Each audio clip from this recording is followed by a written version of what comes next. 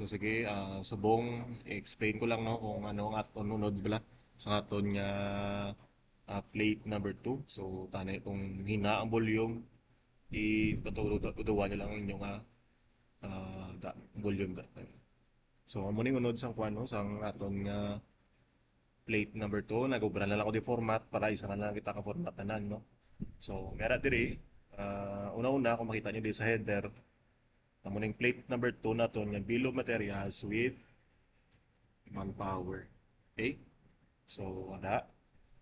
So una diri inyo na din mga details no, sa inyong company no, tiya logo, inyo tanan basta everything about sa company nyo. Then butang nyo din inyo nga project name, project owner, then ang project location. Okay? Sa alin na sa inyo nga gin-approve nga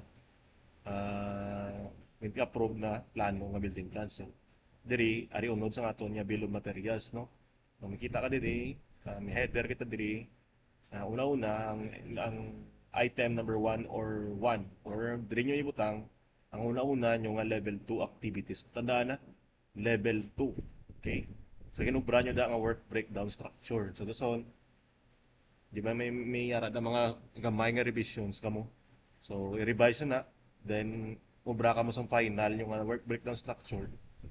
Then, imo ning ibutang nyo diri sa inyong bill of materials with manpower. So, makita nyo din, example B, level item number 1 or activity number 1, sorry. So, level 2 activities, mga general requirements, site works, earthworks, concrete works with concrete footing. Okay? So, under nyo nakita nyo yung lain-lain ng colors ini.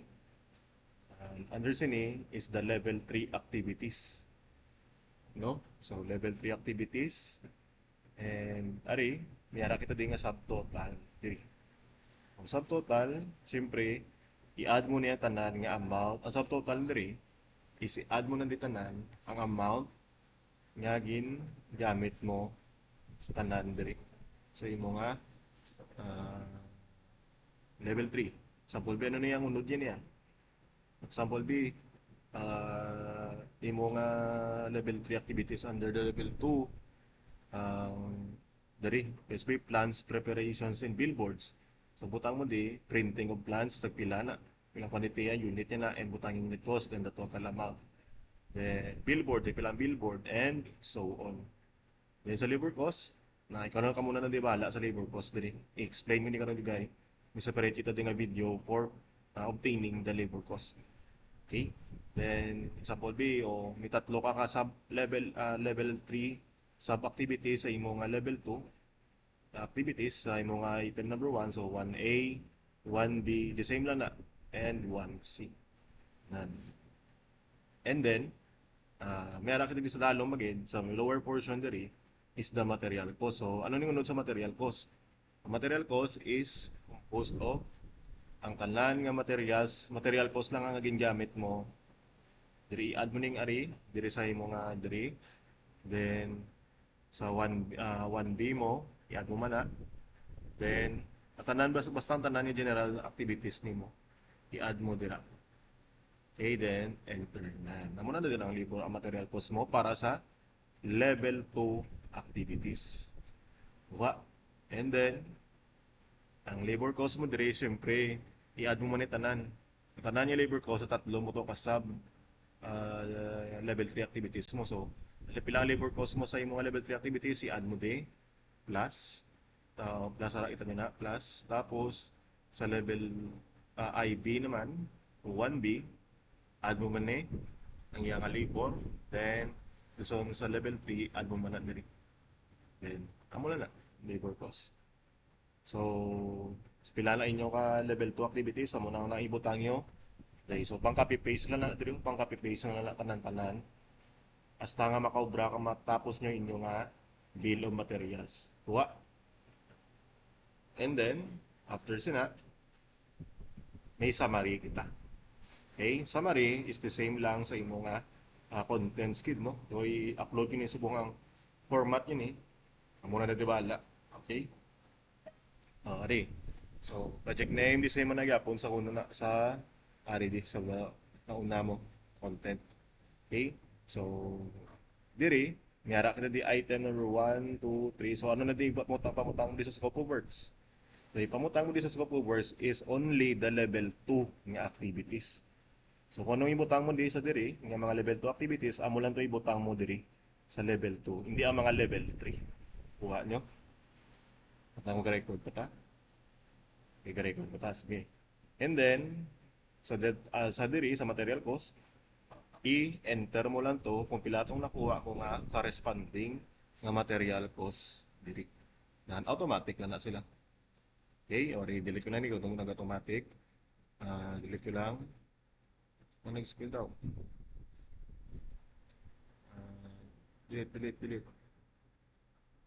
Sabi material cost, balik ka to sa level 1 sa imo nga number 1 nga general activity no.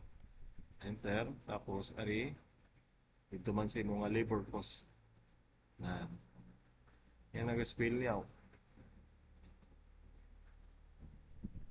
Okay, wala pa guro sang posting. So, muna. Okay? Kung pila ding posting diri, amo to ibutang mo sa imo nga summary diri. Then, kung pila ding posting mo sa labor cost, then diri mo ibutang diri sa labor cost mo sa corresponding nga level 1, level 2 activities. Hindi ka mo makasala, di dapat level 2, hindi dapat diri. Kung hindi niya pagsakto doon, line mo ko lang inyo. You will get an error. I-repeat nyo na. Okay? Then direct cost. So, if sa direct cost, i-add mo ni si material cost kag labor cost. Isa-isa. Now, material cost plus the labor cost. And then, mula na. Aliwat. Equals the material cost kag ang labor cost. And then, i-add mo na tanan-tanan. Basta diri. Then, i-add mo na diri. Di ba? Summary diri. Oh.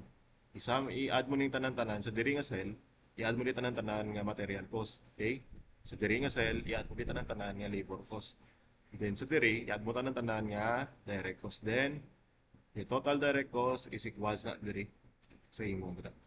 Okay? And then, sa overhead is compute nyo di 18% sa inyo na din nga total cost, di ba? Total direct cost.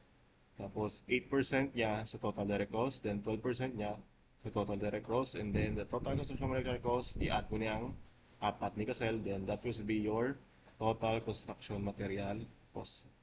The total construction material cost. Okay? Mula na. So, nigid magkalipat niya, may ara kita summary, and then ang contents niya. So, mula niya aton yung format sa aton nga plate number 2. So, the deadline, tandaan nyo, the deadline of plate number 2, which is the bill of materials with manpower, ang duwangan ni. Then, the plate number 3, the Gantt chart with S-curve. And plate number 4, the manpower leveling, is on June 5. Tanan-tanan ni sa June 5, tanan-tanan. Okay? So, kuan mo ko da, ma-announce mo ko da, separate dira. Okay, so that is all for aton na plate number 2.